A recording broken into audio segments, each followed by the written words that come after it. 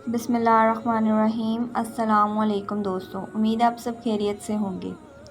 ہمارے رسول پاک صلی اللہ علیہ وسلم کو سب سے پہلے آپ صلی اللہ علیہ وسلم کی والدہ حضرت آمنہ نے دودھ پلایا۔ 3 دن کے بعد آپ صلی اللہ علیہ وسلم نے چند روز تک بی بی صوبیہ رضی اللہ عنہا کا دودھ پیا، جو آپ صلی اللہ علیہ وسلم کے چچا ابو لہب کی لونڈی تھی۔ بی بی حلیمہ رضی اللہ عنہا کے گھر ان دنوں مکہ میں رہنے والے شریف عرب گھرانوں کا دستور تھا کہ وہ اپنے بچوں کو پیدا ہوتے ہی دیہات میں بھجوا دیتے تھے۔ وہاں وہ دیہاتی عورتوں کا دودھ پی کر پرورش پاتے اور صحرا کی کھلی ہواؤں میں کھیل کود کر ان کی صحت بہت اچھی ہو جاتی، ساتھ ہی وہ خالص عربی زبان بھی سیکھ لیتے۔ دیہاتی عورتیں سال میں 2 مرتبہ مکہ آتیں اور شریفوں کے بچوں کو پالنے کے لیے اپنے گھروں کو لے جاتیں۔ جب وہ واپس لاتیں تو بچوں کے والدین ان کو بہت انعام و کرام دیتے۔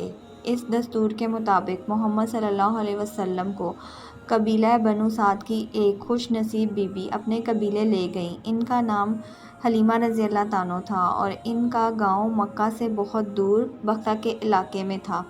دیہاتی عورتیں یتیم بچوں کو نہیں پالا کرتی تھیں، لیکن بی بی حلیمہ رضی اللہ عنہا نے ننھے حضور پاک صلی اللہ علیہ وسلم کو خوشی سے لے لیا۔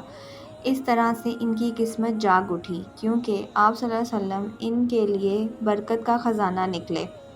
وہ خود کہا کرتی ہیں، ہم آپ صلی اللہ علیہ وسلم کو لے کر واپس جانے لگے تو ہماری کم دودھ دینے والی اونٹنی خوب دودھ دینے لگی اور ہماری مرمت گدی اتنی تیز چلنے لگی کہ اس نے قافلے کے سب گدھوں کو پیچھے چھوڑ دیا۔ ہم وطن پہنچے تو چند دنوں کے اندر ہماری زمین میں ہریالی ہی ہریالی ہو گئی اور ہماری بکریاں خوب دودھ دینے لگیں۔ اس طرح ہماری غربت دور ہو گئی۔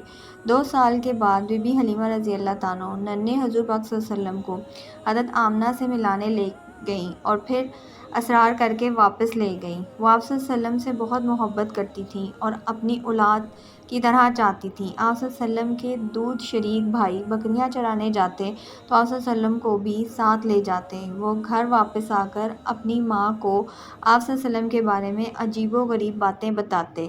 ایک روز آپ کے دودھ شریک بھائی دوڑتے دوڑتے آئے اور بتایا کہ 2 آدمیوں نے محمد صلی اللہ علیہ وسلم کا پیٹ چاک کر دیا۔ حلیمہ رضی اللہ عنہا اپنے شوہر کو لے کر ساتھ دوڑ کر وہاں گئیں۔ آپ صلی اللہ علیہ وسلم بلے چنگے تھے۔ جب آپ صلی اللہ علیہ وسلم سے پوچھا کیا ہوا، آپ صلی اللہ علیہ وسلم نے بتایا کہ سفید کپڑوں والے 2 آدمی آئے، مجھے لٹا کر میرا پیٹ چاک کیا، اس میں سے کوئی چیز نکال کر پھینک دی اور پیٹ کو پہلے جیسا کر دیا۔ بی بی حلیمہ رضی اللہ عنہا یہ سن کر گھبرا گئیں اور مکہ جا کر آپ صلی اللہ علیہ وسلم کو حضرت آمنہ کے سپرد کر دیا۔ اس وقت آپ صلی اللہ علیہ وسلم کی عمر تقریباً 5 برس کی تھی۔ جب حضرت آمنہ کی وفات ہوئی تب آپ صلی اللہ علیہ وسلم کی عمر 6 برس سے کچھ اوپر تھی۔ حضرت آمنہ رضی اللہ عنہا آپ صلی اللہ علیہ وسلم کو لے کر مدینہ گئیں اور وہاں آپ صلی اللہ علیہ وسلم کی پردادی عبد المطلب کی والدہ کے خاندان میں 1 ماہ تک رہیں۔ وہ اپنے شوہر کی قبر پر بھی گئیں اور آپ صلی اللہ علیہ وسلم کو آپ صلی اللہ علیہ وسلم کے والد حضرت عبداللہ کی قبر دکھائی۔ مدینہ سے واپسی ہو گئی تو راستے میں بیمار ہو گئیں اور ابو طہا کے مقام پر وفات پا گئیں اور وہاں دفن ہو گئیں۔ بی بی آمنہ کی وفادار لونڈی ام ایمن رضی اللہ عنہا ساتھ تھیں۔ وہ آپ صلی اللہ علیہ وسلم کو ساتھ لے کر مکہ پہنچی۔ ام ایمن رضی اللہ عنہا نے مکہ آ کر آپ صلی اللہ علیہ وسلم کو آپ صلی اللہ علیہ وسلم کے دادا جناب عبد المطلب کے سپرد کر دیا۔ بوڑھے دادا نے اپنے بنا ماں باپ کے پوتے کو سینے سے لگایا اور نہایت محبت اور شفقت سے آپ صلی اللہ علیہ وسلم کی پرورش کرنے لگے۔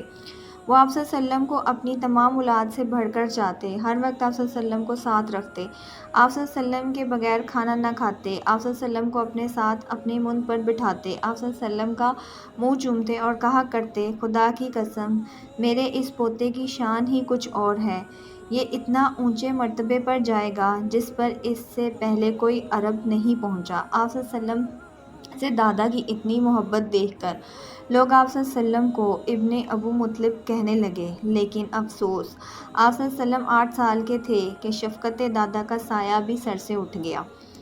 دادا کی وفات کے بعد آپ صلی اللہ علیہ وسلم کے چچا جناب ابو طالب نے آپ صلی اللہ علیہ وسلم کی سپرد بن گئے۔ انہوں نے بھی آپ صلی اللہ علیہ وسلم کو بڑی محبت اور پیار سے اپنے پاس رکھا اور ہمیشہ اپنے بچوں سے بھی بڑھ کر آپ صلی اللہ علیہ وسلم کے آرام کا خیال رکھا۔ آپ صلی اللہ علیہ وسلم نے دیکھا کہ چچا کے مالی حالات کمزور ہیں تو خود کمانے کی فکر کی اور کچھ عرصے تک لوگوں کی بکریاں اجرت پر چڑھاتے رہے۔ اس زمانے میں عرب میں لکھنے پڑھنے کا رواج نہ تھا، اس لیے آپ صلی اللہ علیہ وسلم نے بھی کسی سے لکھنا پڑھنا نہیں سیکھا۔ البتہ آپ صلی اللہ علیہ وسلم چچا سے تجارت کا تجربہ حاصل کرتے رہے۔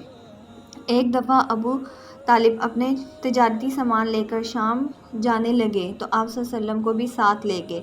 اس وقت آپ صلی اللہ علیہ وسلم 12 سال کے تھے۔ راستے میں بصرہ کے مقام پر پہنچے تو وہاں ایک عیسائی راہب رنجین نے آپ صلی اللہ علیہ وسلم کو دیکھ کر ابو طالب سے کہا، تم اپنے بھتیجے کو واپس لے جاؤ، کہیں ایسا نہ ہو کہ دشمن ان کو نقصان پہنچائے، کیونکہ ان میں وہ نشانیاں پائی جاتی ہیں جو آخری نبی کی ہیں۔ چنانچہ ابو طالب اپنا کام جلد ختم کر کے آپ صلی اللہ علیہ وسلم کو واپس لے آئے۔ تجارت شام کے سفر سے واپس آ کر آپ صلی اللہ علیہ وسلم کام میں اپنے چچا کا ہاتھ بٹانے لگے۔ اس طرح آپ صلی اللہ علیہ وسلم کاروبار میں بڑی مہارت حاصل ہو گئی اور آپ صلی اللہ علیہ وسلم نے روزی کمانے کے لیے تجارت کا پیشہ ہی اختیار کیا۔ ویسے بھی قریش کے شریفوں کا سب سے باعزت پیشہ تجارت اور سوداگری تھا۔ ہمارے رسول پاک صلی اللہ علیہ وسلم کا بچپن اس حالات میں گزرا کہ ان دنوں ہر طرف برائیاں پھیلی ہوئی تھیں۔ آپ صلی اللہ علیہ وسلم بہت شرمیلے اور نیک تھے، اکثر خاموش رہتے تھے اور ہر قسم کی برائیوں سے نفرت کرتے تھے۔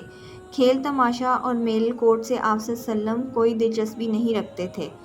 بت پرستی کو آپ صلی اللہ علیہ وسلم بہت برا سمجھتے تھے اور آپس کی لڑائی سے بھی دور رہتے تھے۔ ایک بار قریش اور ایک دوسرے قبیلے اعلان کے درمیان لڑائی چھڑ گئی۔ اسے حرب فخ کہا جاتا ہے۔ آپ صلی اللہ علیہ وسلم کو مجبوراً اپنے چچوں کے ساتھ لڑائی کے میدان میں جانا پڑا، لیکن آپ صلی اللہ علیہ وسلم لڑائی میں صرف اس حد تک شریک ہوئے کہ جو تیر دشمن کی طرف سے آتا تھا وہ اٹھا کر اپنے چچوں کو پکڑا دیتے تھے۔ آپ صلی اللہ علیہ وسلم میں شوخی اور ضد بالکل نہ تھی۔